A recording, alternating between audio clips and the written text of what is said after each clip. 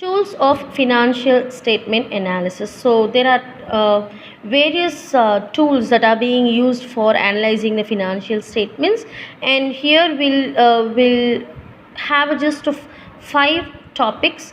First one is the comparative statement. The name itself says comparative. So we are going to compare the whether there is an increase or decrease in particular account or particular item or in the statements or in the financial that is the balance sheet. Okay, so it is the statement giving comparison of net increase or decrease in the individual items of financial statements of 2 or more years of a business concern is called the comparative statement.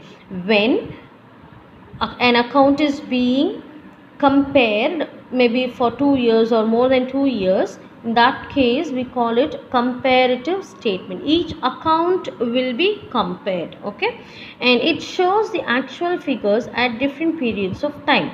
The increase or decrease in these figures in absolute terms and the percentages of such increase or decrease. So the two basic comparative statements like prepared are comparative income statement and comparative balance sheet. So as I shown in the previous pages, schedule 13 of the Companies Act, how the income statement is being prepared, how the statement of balance sheet is being prepared, or right. So the same way the question also will be given. We just have to compare. Okay, so if 2 years comparative statement or income statement is being given, then we will have to first check with comparing the first year and the second year whether there is an increase or decrease. That will be your third column, and the fourth column will be how much percentage increase or decrease is there in that for that particular account will have to be written. Okay, when we move on to the illustrations, you will get to know about the comparative first 3 statements properly, right? Then the second statement is the common size statement. So here the term itself says common size statements. So here what happens is there will be one common or one account which acts as a base for the other accounts. For example, if we take say like normally revenue from operations will be the base for the income statements. Okay, so revenue from operations will become 100. Okay, based on that revenue from operations the other accounts are being compared. Okay, that is called common size statement. So common, there will be one common account which is treated as 100 and other accounts are being compared with that particular account. So in common, your revenue from operations will be the value or the common base for your common comparative income statement. Okay, common size income statement.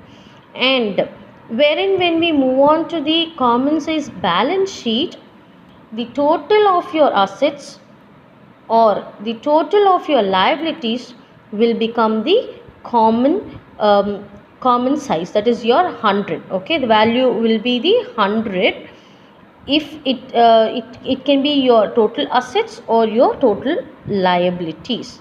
Okay, and so the next one is again here also you can compare 2 years wherein first year's revenue from operations will be the base for first year accounts, second year revenue from operations will be the base for the second year accounts. Okay, then the third one is trend analysis. So trend itself talks like it studies about the movement of figures or movement or of the amount in various period. Okay, so for that particular year or you can compare many number of years in the trend analysis. So basically in your comparative statement or in your common size statement we cannot compare for more number of years. For that purpose only trend analysis is there, wherein you can analyze for more than 2 years and for more than 2 years. So that is the reason trend analysis is being used as a tool for the financial statement analysis.